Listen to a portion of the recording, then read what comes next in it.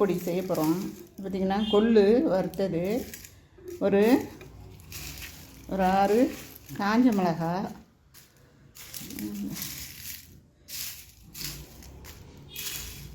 பார்த்திங்கன்னா ஒரு 6 காஞ்ச மிளகா, ஒரு துண்டு சுக்கு, ஒரு பிடி கருவேப்பிலை, ஒரு ஸ்பூன் மிளகு, ஒரு ஸ்பூன் சீரகம், ஒரு ஸ்பூன் மல்லி, தேவையான அளவு உப்பு. பார்த்திங்கன்னா